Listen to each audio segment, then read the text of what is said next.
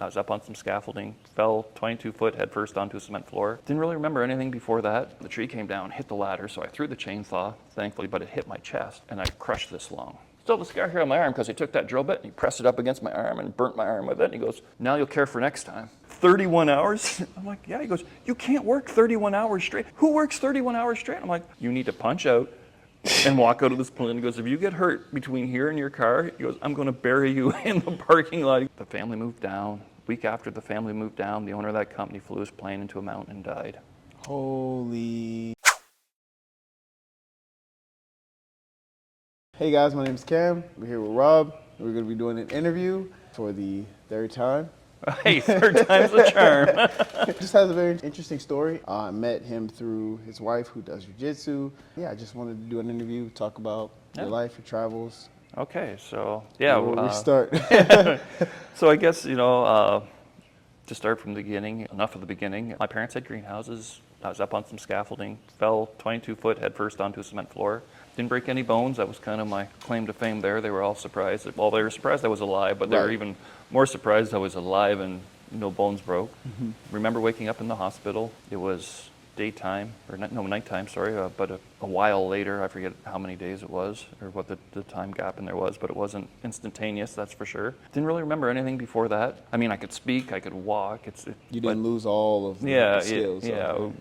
No real recollection of people, so I kind of got to meet my family for the first time then, so that was kind of unique. Still don't really remember anything, like, as I was saying, like there was, stories my brothers have told, my sisters told, and I kind of take them now as mine because, it's verifiable source, I guess, And I was a teenager, so, rebellious teenager, you meet these people, they're trying to tell you what to do. It wasn't a great time, I guess, not only for me, but for my parents as well. You said they're very religious? Yep, yeah, they were very religious and that, and a very strict religion at that. What was it? They were Jehovah's Witnesses. So. Oh, yeah, that's like up there. Yeah, they're pretty hardcore. I wasn't, I guess, would be, I didn't remember any of it, right? Yeah, I was thinking losing your memory. Right, so it wasn't like, I was like, hey, I'm down with this, or, this is what I'd remember, like any religion, like you see people, whatever religion they're taught when they're children, usually sticks with them for life, you know what I mean? Or, same with your language, same with your culture, like you expect things to be a certain way because that's how you were raised, and if you don't have that, all of a sudden you're kind of like, I don't know, a loose cannon, you're floating out in sea by yourself. It's like, I don't know about this, man. It's like a hard reset. Yeah, but it was kind of unique too, like I look back on it, and it's been pretty wild. So yeah, I, moved out very young. I was you moved out at 14. Yeah, moved out at 14, got a girl pregnant at 16, dropped out of high school, got my grade 9. School, thankfully, always, came easy to me because I read. I was a voracious reader. There was a little library in Grand Bend, and I pretty much read every book in that library. I'd go in there and take out like 30, 40, 50 books a week, every week. Like I would read anything and everything. If it was, loved the Hardy Boys series, read all the Nancy Drew series, which were, I consider them, youth books, but I mean, read the encyclopedias, read bunch of versions of the Bible, I just read anything, anything on anything I would read, which I guess now looking back on it substituted for my education in a lot of ways. Yeah, that'll do it. But didn't really realize it at the time. So yeah, I dropped out. I was telling you there, the vice principal, Mr. Porter, he said, you're never going to amount to anything, I'll never forget, you're never going to amount to anything and you're going to live in a trailer park, and I was like, sad. Yeah, well, it was, I was probably a bit of a pain in the ass to him too, because I didn't, again, right, it was hard trying to fit in, you know what I mean? Like I said, school just came, like math, like all that stuff just seemed to come very easy to me. I was a rebellious teenager, so the little bit I did go to school, I mean, I skipped a lot of classes because I could read a whole book and remember it. So I just, history, I just read the textbook, and it's like, okay. Then I went and wrote the exam and got a good mark, and, the teacher, she pulled me in, she goes, I'm not giving you full marks for this. I'm like, why? She goes, you barely came to class. She goes, but I said, yeah, but I did the work, I passed it, and she's like, no, attendance is part of it too, And I was also bit of a hustler from early on. I was working in a restaurant. I actually put a knife through this knuckle here in my hand. So I taped these two fingers together because You had to keep working. I had to keep working. Like I was always in That's survival insane. mode, right? So like I didn't even really think much of it, right? So I'm working in this restaurant and working construction and going to school and picking stones on a farm and all these crazy jobs, most of which I can honestly say nobody would even do now. They'd be like, I'm not doing that job. I just Dang. was like, it's money, it's work. I'll just keep it going. So like my what do they call it? Keyboarding. It was like typing class basically, but they were electronic typewriters. Well, these two fingers were taped together. And so I made a deal with the teacher that I would fix her car because I took auto and I was very good at fixing cars, highly mechanically inclined. So I said, well, I'll fix your car if I don't have to come to class because I'd sooner be there than here. Yeah. And and she goes, well, you have to type so many words a minute, but I could use like these three fingers or two fingers kind of and my thumb. She goes, tell you what, she goes, as long as I'll let you look because you weren't allowed to look at your keyboard and your paper. You can look at the keyboard and paper and I'll double your words per minute. So as long as you can, with what you have available to you, as long as that works, we're good. So it was a good deal for me because I'm like, well, I can look at both the keyboard. Now, it hurts me later on in life because I'm still not a great typist and I work on a computer a lot. But I mean, it was a good deal for that. Mr. Billiard, he was the music teacher and he taught geography. He loved baseball cards. And so I got a line on the package of baseball cards from the States. I got them sent to me and the deal was if I gave those to him, I would pass. Wow. So that was the deal there. We kind of got through school the same, like a very similar way. He collected some type of cards and he was big into it. So I'm like, well, if I get you a box of cards, like I'll get you the cards, I get a pass on my grades because geography to me was just the dumbest course out there. I'm like, I can't even believe people take this stuff. Geography's awesome. Yeah, I mean, and I you had to take French. Okay, that doesn't make sense. Well, in Canada's bilingual. Oh, so, right. So two language. So Is it close to Quebec? Not Quebec, Montreal? Well, Quebec's the province or the state. Montreal's the city in the province or state. Okay. So yeah, but we were in Ontario. But all Canada, due to whatever, they wanted Quebec to join way back in history. So they said, hey, we'll speak both languages. Not many people speak both languages. And I was like, when the hell am I ever going to use this? So I'd constantly ask the teacher that. Like they'd go to teach us something new. And I'd be like, can you explain to me when I need to know this in the future of my life? Like I have no problem learning it, but you need to justify why I'm learning this. Because, you had to take it. You had to get, I think, 2 credits in it. Obviously, I only ever got the 1. I spent so much time in the auto shop because that was my favorite place to be. Because I could just kind of do my own thing. And the teacher there, he was friends with my parents, and he was just really cool. And he kind of gave me a lot of leeway. So like I couldn't take phys ed because I fell. I fell, and then I had another accident. I had a tree fall on me. Yeah, I was cutting down a tree in a buddy's yard because to make some money. Wait, what age are you cutting down trees? I would have been before grade 9, so 15, I guess. What is happening? Well, you grew up on a farm, we worked a lot. So anyhow, I'm over at my buddy's house, and the tree came up in a big Y like this. So we have the ladder up there. I'm up there cutting the tree. The branches got tangled up, and the tree came down, hit the ladder. So I threw the chainsaw, thankfully, but it hit my chest, and I crushed this lung. And I didn't realize it at the time, but then I couldn't breathe, so they rushed me to the hospital, and they're like, yeah, you fucked your lung up pretty good. So What the heck? I was in the hospital for a while with that. It gets better. There's more to that story. It involves a priest, but anyhow. What the heck is going on? Yeah. So anyhow, that lung wasn't very good. So, I just said, hey, I can't take phys ed. Like I got a note from my doctor, and it's like no contact sports, like forever and a day. Wow. And to this day, that's why I won't do jiu-jitsu. It's like hell's, like Michelle come home and here I want to do. I'm like, or not, you know what I mean? It's like, no thanks. So yeah, so I didn't have to take phys ed, so I was able to take another tech class. So I took machine shop. We were like the split, so you could do like half your year, and then you got to pick different courses for the other half of the year. So I had my grade 12 mechanics because I took a little bit in grade 9. They're just like, okay, like you're tearing out engines. We'll just start taking the grade 12 course. So I dropped out, got a job in a machine shop, and we had a little CNC mill in our school. I read the manual on it, figured out how it worked. So I got a job running a CNC machine in this machine shop making diesel engine rocker arms. was dating a girl, got her pregnant, had a child at 16. The company I was working for, they nearly went broke. They came out and said, we don't know if we're going to be able to make payroll next week. And I'm like, well, this isn't good because I need payroll. You said it was a Chinese-run company. Well, that's where I went to. So this was a little machine shop. I quit there, went to this Chinese-run tool and mold shop in London. It seems so weird to say this now, because the world's so small now, but pre-internet, man, like you're looking at a map to know where the hell London was. Like when you grew up in Grand Bend, or like where the small towns are, you kind of go there. Like you do the odd trip to London, but it wasn't.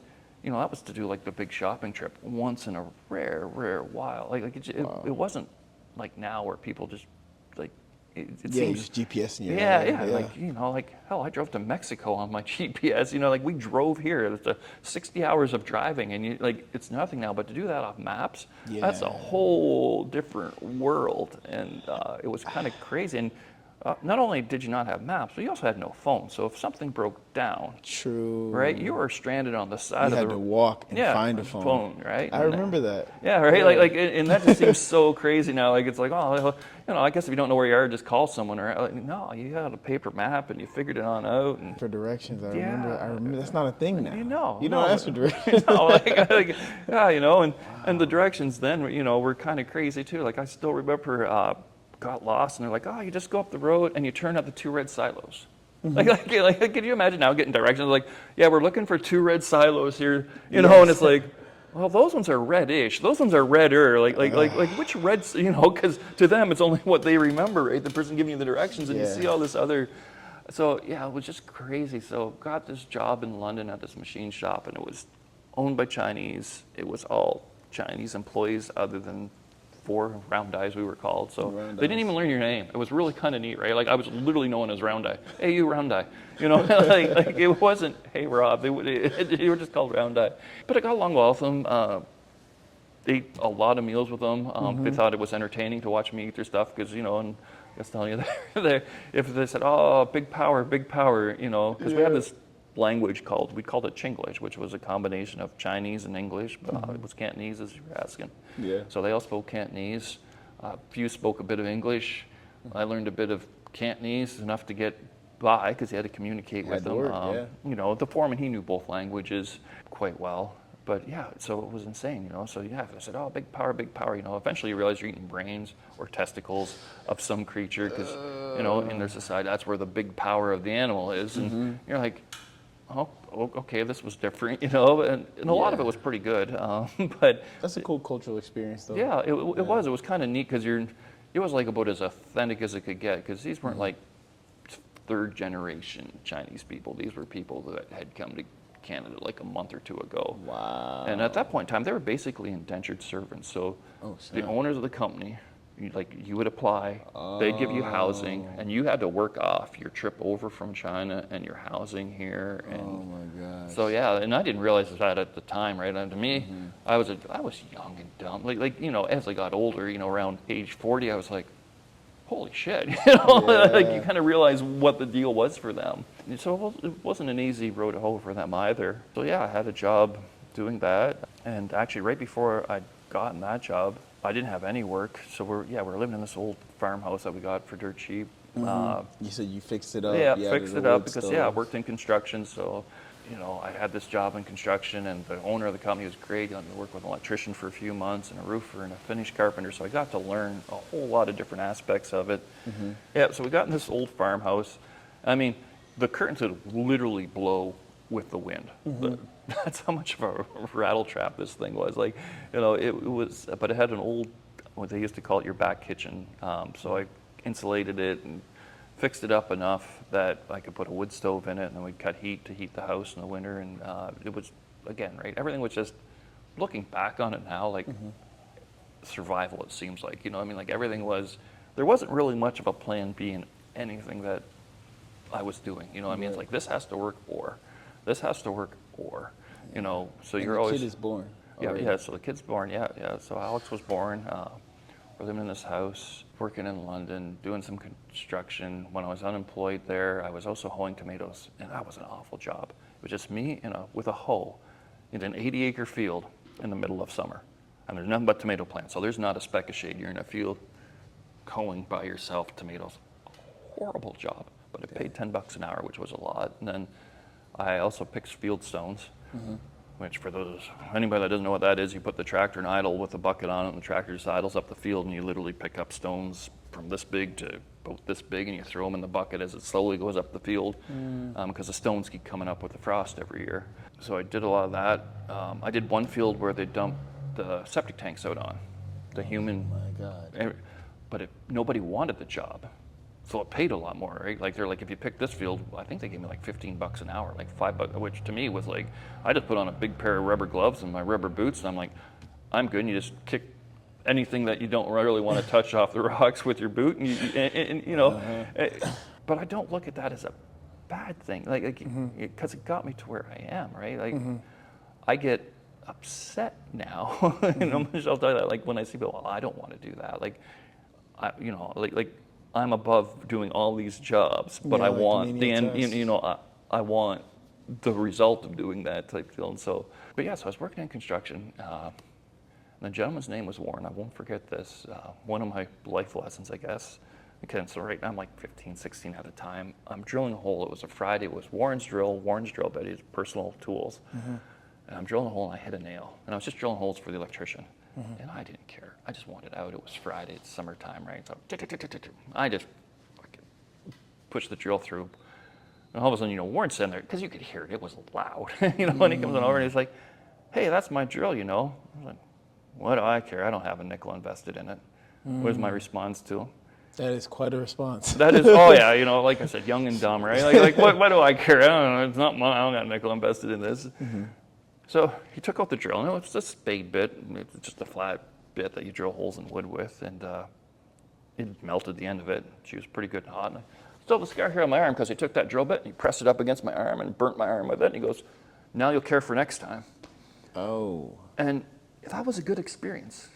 Like, it sounds horrible by today's standards. Like, absolutely. You know, like if that happened in a workplace today, you know what I mean? You're getting crucified. Yeah, you know, somebody would go to jail for that, or at least, you know.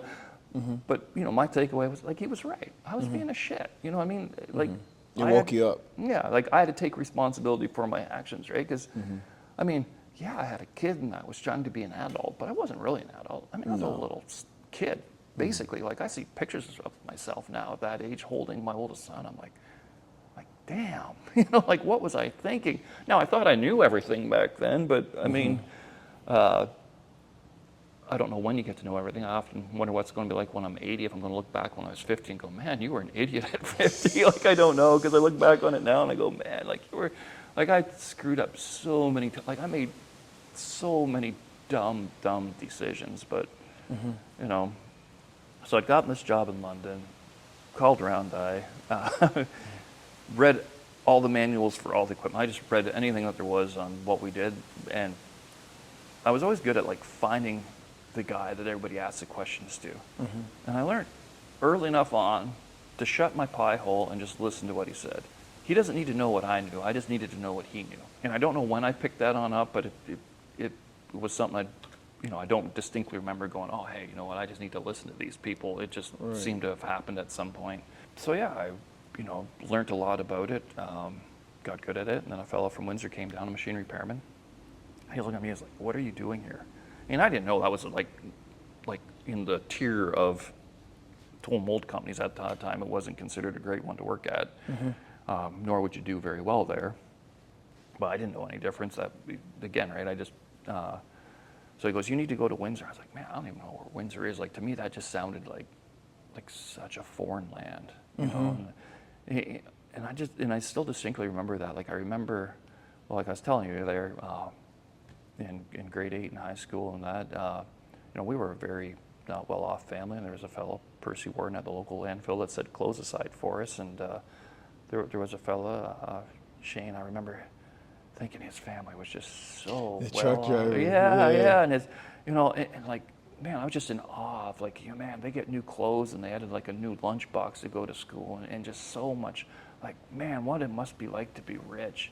Turns out, his dad was a truck driver, and it's not that truck driving's not a good living. Yeah. But, they're not the Kardashians, you know what I mean? But in my mind, like, they were like balling, and I was just like, now I look back and I was like, wow, like, it's just amazing how your perspectives change. And so yeah, he was I had this job, and then like, and maybe it's karma, like, you know, I'm kind of a firm believer in that. Like, you know, sometimes things just seem to line up for no reason. Absolutely. And about 2 weeks later in the London Free Press, a tool shop in Windsor was looking for a CNC operator, and they'd do help you move. So I'm like, holy shit, this ad came on up. It's the only ad I've ever seen. So Only ad, man. How old are you now? I was 19. Oh, okay, so you had Nin- been working at that as an operator for 4 years. You've gotten about 3 years there. You know, so I'd gotten pretty decent at it. My ex-wife, she was pregnant with her second child. Oh, And this, snap. yeah, so you know, where she's like 7 months pregnant, this job comes up, and it's like, what do you do? You know, and I kind of always think of that Eminem song, like, this is your shot. You know what I mean? Yeah. Like your shots come up.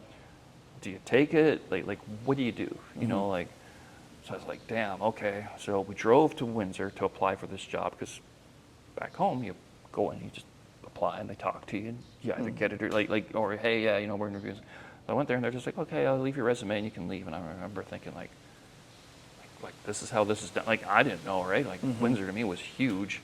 So we drove back home. It was a long drive, and I remember thinking, man, I spent all this money on fuel, like in the car. Like, it was like $50 in fuel, and that was like, That's a lot. that was like a shit ton of money to Yeah. me. And I was like, did I just waste $50? But then also the cost of fuel is lower.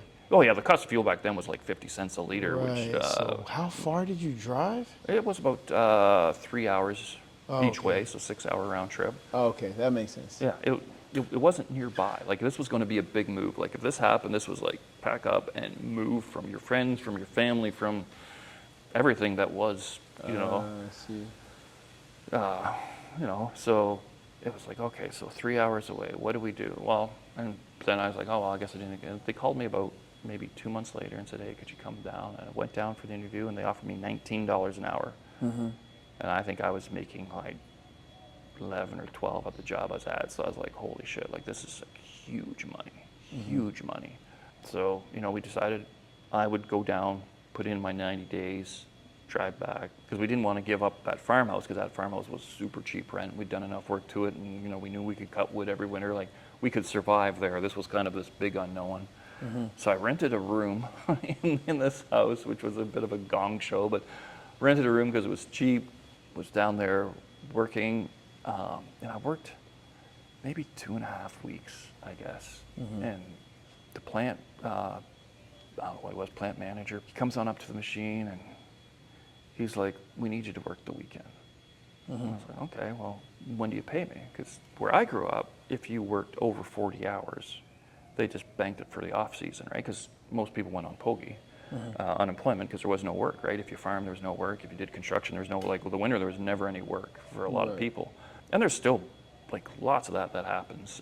Less now, because of obviously the internet, but I mean, like, you go to some of the rural areas, especially in Canada, like, all of our population really close to the border, so as you get more rural, during the winter, there's just not the work. So I was like, well, when are you going to pay me? Like, when's your slow time? It's like, we don't have a slow time. So I'm like, well, when are you paying me? Because we'll pay you next week.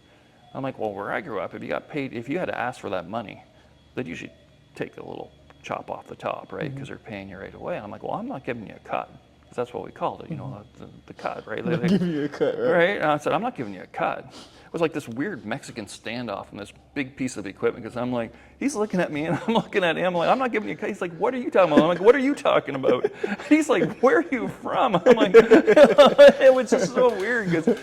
So he goes, you get paid time and a half. I'm like, I don't know what that is, right? Because I'd immediately figured he was trying to screw me. So I'm like, like what's this time and a half that you're talking about, right? Like you're using words I don't understand, you know? And he's like, and I just remember him looking at me like I was this like strange creature. And he's like, listen, he goes, you work 8 hours a day, you get paid regular time. So he goes, well, let's say you're making $10 an hour, you get $10 an hour. Every hour after that is time and a half. We pay you $15 an hour. I'm like, after 8 hours a day? He goes, yes, every day.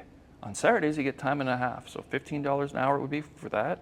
And then on Sundays, you get double time, which is $20 an hour. And then we pay that to you next Thursday. I'm like, and I just remember like, it was like a lottery machine had gone off in my head. I'm like, and you do this every week? He goes, absolutely. I'm like, well, how much can I work? He goes, you can work as much as you want. I'm like, hook me the hell up, you know what I mean? So I said, yeah, I'll work. So and there was no, like, in tool and mold, they work like 10-hour days, or 10 and then 12 on nights, that type of shift. Like, there's only 2 shifts. We have day shift and night shift, but there's no, it's not like 8, 8, and 8. It's, because it's very cyclical. Like, sometimes you'll be really busy and then I'll die right off. So they really only ever want to cover 16 hours a day, and then the rest is just all overtime. So there's a pile of overtime to be had, like a ton. There was no second shift operator on my machine. So they're like, you can work as much as you want. So I'm like, well, he came back in, and was like the next day or the day after that, and he's like, Rob, how long have you been here for? I was like, well, and I had a job that was like 2 hours left on it. And I'm like, oh. I think I know what he's about to say. And I'm like, don't worry, like, I'm staying till it's done. Like I thought he thought I was going to leave before the job was done, and they needed this job because they told me it was hot and just go at it. So I'm like, no, I said, I'm going to stay till it's done. 2 more hours, I'll be wrapping up. This is all. And he goes, no, not what I'm asking. How long? He goes, I'm straight days I was here. He goes, I stopped in last night and I was here, and I'm back on days and you're still here. He goes, how long have you been here for? I'm like, let me look. And I was like, okay, I've been here for 31 hours in total. I said, but I'll stay till it's done. Like, I thought he was going to fire me because I didn't, I was going to bail on this job, right? I'll never forget it. He like hit the E-stop on the machine, like just hit the emergency stop. He's like, did you, swear word, 31 hours? I'm like, yeah. He goes, you can't work 31 hours straight. He goes, who works 31 hours straight? I'm like, it's no different than combining. I said, like, when the crops got to come in, I said, you just work. And he's like, probably like, what is going on with this guy? Yeah. And he's just like, you can't work that much. I said, but you said, I goes, I didn't think and he would just like almost beside himself. He's like, you need to punch out and walk out of this plant. He goes, if you get hurt between here and your car, he goes, I'm going to bury you in the parking lot. He goes, you know how much trouble we could be in? I'm like, it was just foreign to me, right? Like, I didn't know. So I came back, the next day and he goes, you cannot work. He was like, I can't believe I have to say this. 16 hours a day. That's the limit. No more than that. So then, okay, so I'd work like 16 hours every day. And I remember I worked 16 hours one Sunday, and he came on and he goes, do I need to bring your paycheck out to you in a wheelbarrow? He goes, who works 16 hours on a Sunday? I said, the guy who's making double time was my answer to him. Because to me, it was just like so much money. Yeah. So much. And I was like, man, this is my ticket. Like I can provide from I'm like, oh my God, like we can get some new clothes for the kids. We can get like all this stuff, like maybe we can get a decent place to rent. Maybe I can get a car that's not a jalopy, because I literally had car parts in the back of the vehicle all the time, like a spare distributor, because sometimes if the timing went out, oh, there must be something wrong, the cap, right? I'll just swap out the cap on it, or all the starter went, like I had multiple starters, because everything had was like a piece, like a real. Oh, dude, it was just look around here in Mexico and take the worst piece of crap you've seen. It was one of those, like, you know what I mean? Like, just junk, but it's all I could afford, right? So, and you just make do, like, so I was like, man, maybe it's like I might be able to get like a decent car at this. So the family moved down. Week after the family moved down, the owner of that company flew his plane into a mountain and died. Holy. Yeah. Oh yeah. I remember just being at work and I was like, everybody went to the funeral. They gave everybody a day off to go. And I remember like almost being in tears, not because the owner had died, because I was under like that much stress. Like I was just like, I am like so fucked. Oh. Like we just gave up our home.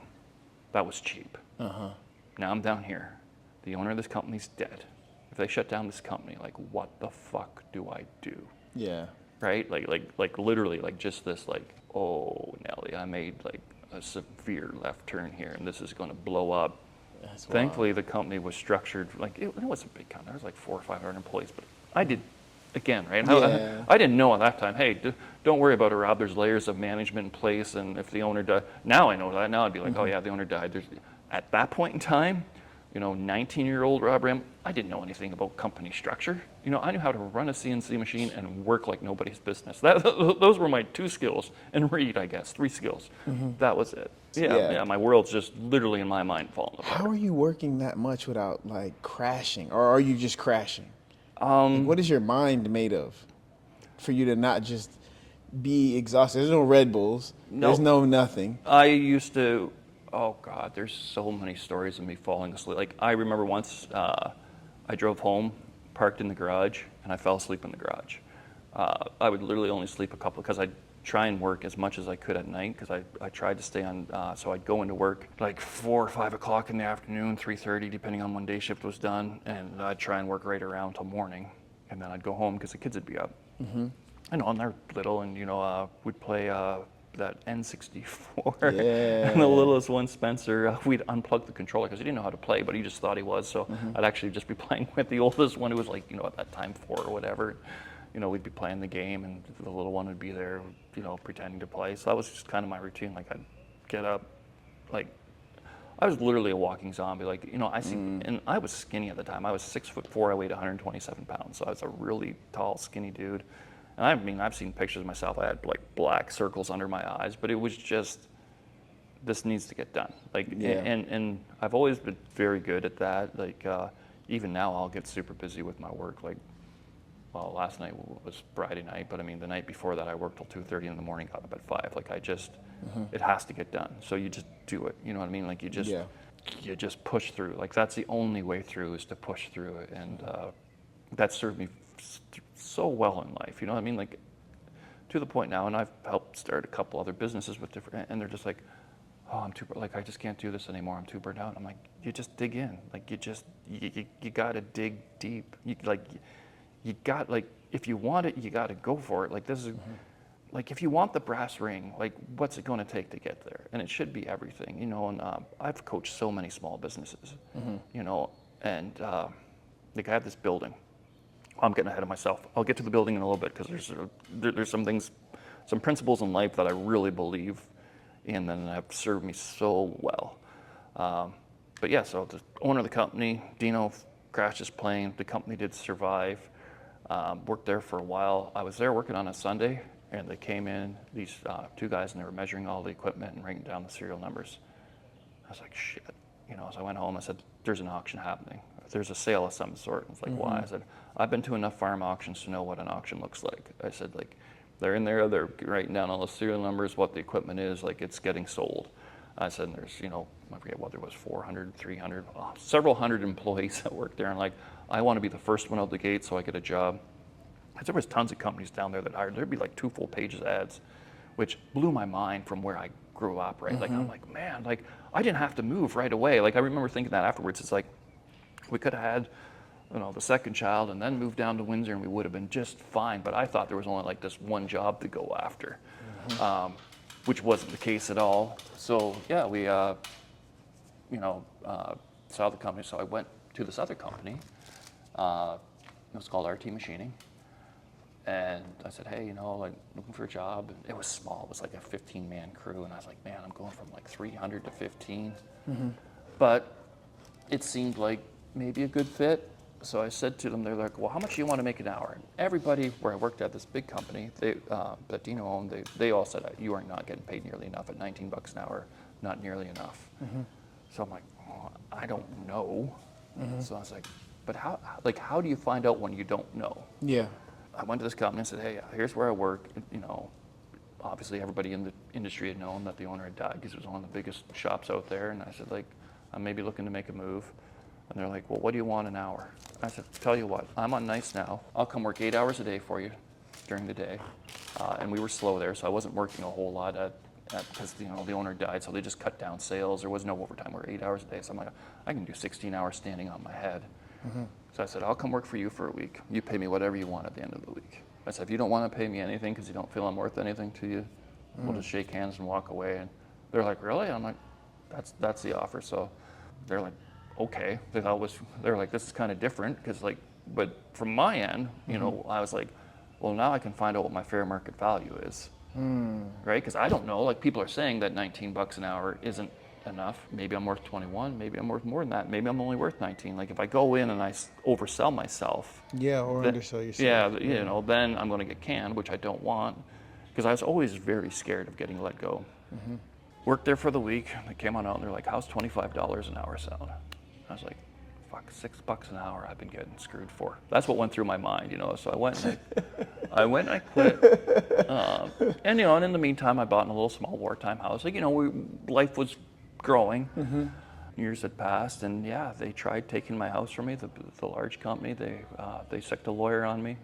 sick the lawyer on the company I went to work for. Oh yeah, it was not another one of those really stressful times in life when you get, yeah, they were going after me for at that time, I think was $100,000 for knowledge gained. Yeah, they were pissed I quit. They made a ton of money off me. I didn't realize how much money companies were making off of me. Oh. But I was like a very, very, because I'd worked so much, and I was very good at what I did, I guess. Like I remember there was one weekend I didn't want to work. I'd worked 90 days straight. I hadn't had a day off in 90 days at this, Active it was called, at this company in Dino, and I said, I can't work. I haven't had a day off in 90 days. Like, I got to take a day off. Dino just came on out and he started stacking money on my toolbox.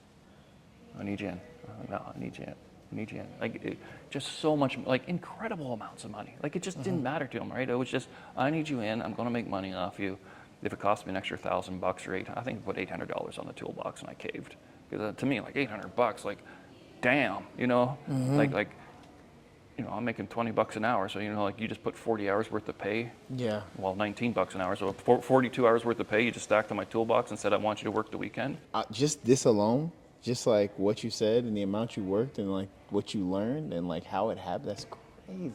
Yeah. This is a good story. Oh, okay. This is a really good story. All right, guys, look out for a part 2. We're gonna do this again. Thanks again. Yeah, Appreciate okay, it. Thanks.